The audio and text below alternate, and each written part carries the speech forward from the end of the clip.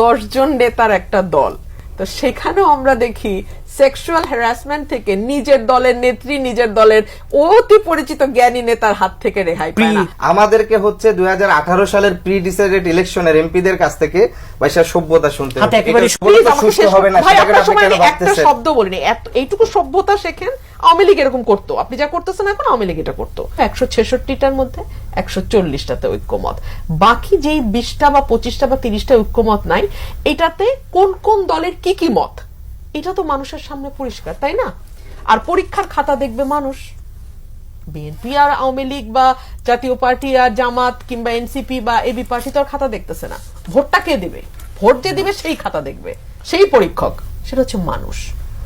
BNP বলছে মানুষের কাছে আল্লাহর ওয়াস্তে পরীক্ষার খাতাটা দেন।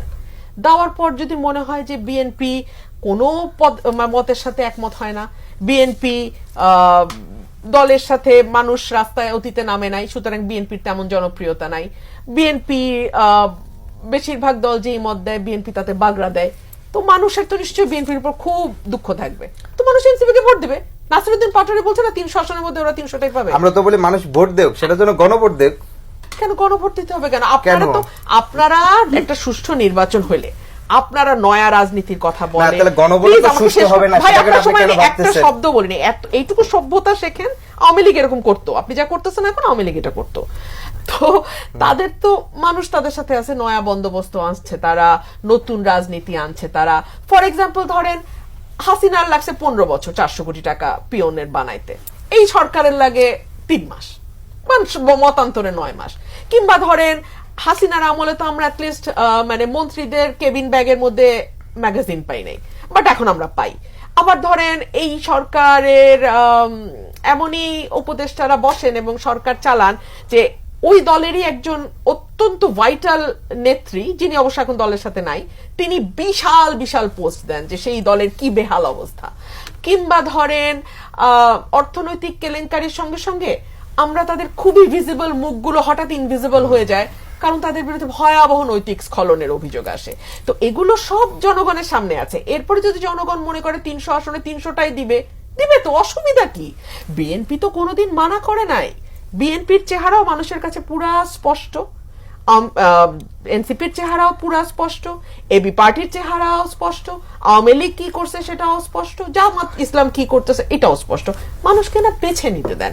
এই যে বলছেন পরীক্ষার খাতা নিজেরা দেখা, হয়েছে কি 15 বছরে বিএনপি প্রেক্ষাপট তৈরি করছে। 15 বছরে আমরা যাদেরকে ছাত্রলীগের আনাচে কানাচে ছোট ছোট পদ নিয়ে কোনো মতে লুকিয়ে লুকিয়ে রাজনীতি করতে দেখেছি, কিংবা ধরুন প্রধানমন্ত্রীর সাথে কোনোভাবে একটু দেখা হয়ে নিজেকে ধন্য বলে বড় বড় স্ট্যাটাস দিতে দেখেছি, তারাই এখন বিরাট বড় বিপ্লবী হয়েছে। 15 বছরে যদি তারা একটু আওয়াজও করতো তাহলেও বুঝতাম আচ্ছা তারা আছে। বাট 15 বছরে তো ভাই আমাদের লড়াইটা, আমাদের এই পলিটিক্যাল পার্টি, পুরনো যে দলগুলো ছোট বড় হোয়াট এভার, আমাদেরই করতে হয়েছে। সেই বিএনপির মহাসচিবই কারাগারে গেছেন, সেই মঞ্জু ভাইদেরকেই লুকায় থাকতে হয়েছে, সেই আমাদের বিরুদ্ধেই মামলা হয়েছে, কিংবা আমাদের বিরুদ্ধেই ইন্টারনেটে মানে বুলিং হয়েছে, এগুলোর শিকার তো আমরাই হয়েছি, তাই না? তখন তো আমরা কাউকে দেখিনি। এখন প্রত্যেকের আমলনামা মানুষের সামনে আছে। বিএনপি 166টার মধ্যে 140টাতে একমত হয়েছে, এটাও মানুষ জানে। কোন 25টায় একমত হয় নাই এটাও মানুষ জানে। সো তারপরে আপনি মানুষকে যাচাই করতে দেন মানুষ কাকে ভোট দেয়। আপনার ভোটকে কেন মানে ভোটকে কেন পিছাইতে চান? এখানে আমি আরেকটা আশঙ্কার কথা বলি। আওয়ামী লীগকে যেটা ভাই বলছিলেন যে প্রথমে কিন্তু সিএ বলেছে, চিফ অ্যাডভাইজার বলেছে আওয়ামী লীগ নিষিদ্ধের কোনো প্ল্যান নাই, কিন্তু তারপরে আমরা দেখলাম একটা মব তৈরি হলো এবং সেই মবের ধাক্কায় আওয়ামী লীগের কার্যক্রম নিষিদ্ধ হয়ে গেল।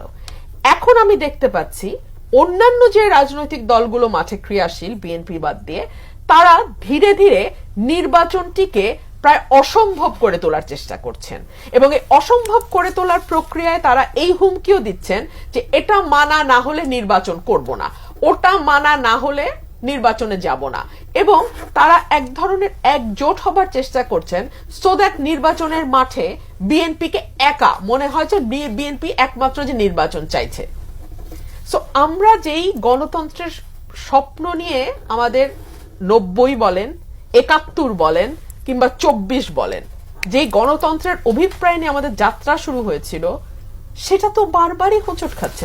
10 জন নেতার একটা দল, তো সেখানেও আমরা দেখি সেক্সুয়াল হ্যারাসমেন্ট থেকে নিজের দলের নেত্রী, নিজের দলের অতি পরিচিত জ্ঞানী নেতার হাত থেকে রেহাই পায় না। আমাদেরকে হচ্ছে 2018 সালের প্রি ডিসাইডেড ইলেকশনের এমপিদের কাছ থেকে পয়সা সভ্যতা শুনতে হচ্ছে। একেবারে সময় যে প্রি ডিসাইডেড নির্বাচনের জন্য সরকার এবং নির্বাচন কমিশন তাদের যথেষ্ট ঘাটতি আছে, এবং আমরা সরকারের নানা সময় যে বক্তব্যগুলো দেখি সেটা আমাদেরকে খুবই মানে শঙ্কায় ফেলে।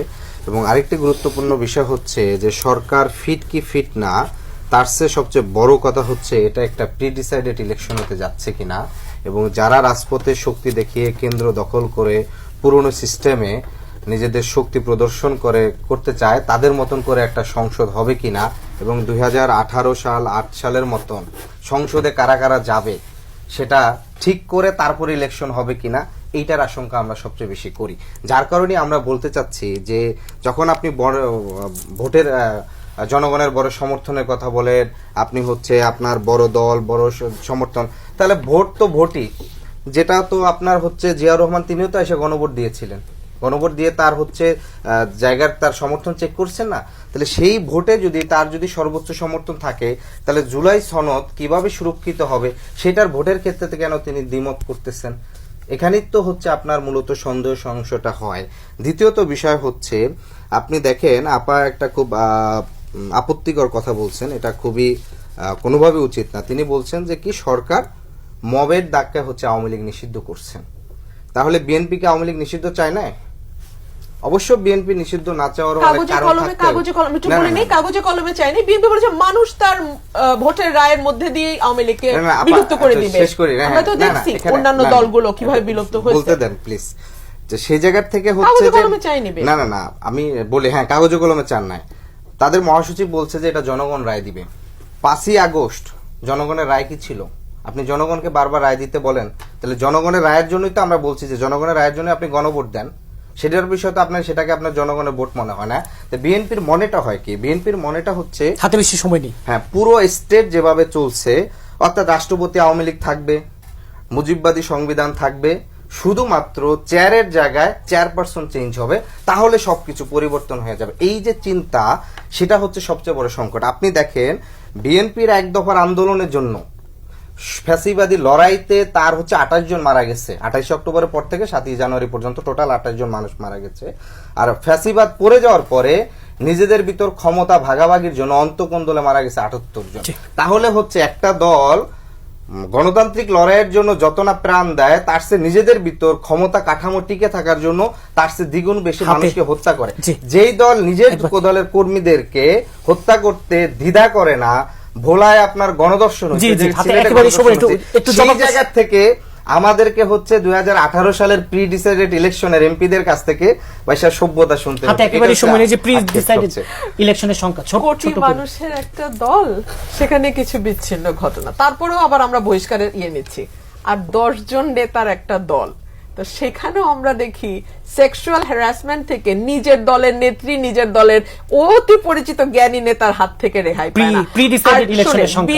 বিএনপি খুবই খারাপ। হ্যাঁ, আমরা তো যা শুনতে পাচ্ছি এনসিপির মুখ থেকে বিএনপি এত খারাপ হয়ে গেছে, নিজেরা নিজেদের মারামারি করে, চাঁদাবাজি করে, বিএনপি কি জানি করে, একটা ম্যানিপুলেটেড ইলেকশন করার চেষ্টা করে, ইত্যাদি ইত্যাদি। তো সবই তো মানুষের কাছে সামনে আছে, আমল নামাটা মানুষের কাছে আছে, ভোটটা দিতে দেন না ভাই।